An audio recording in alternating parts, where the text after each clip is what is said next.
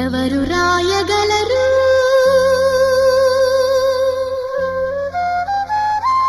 అమ్మాను మాట కన్న కమ్మని కావ్యం ఎవరు పాడగలరు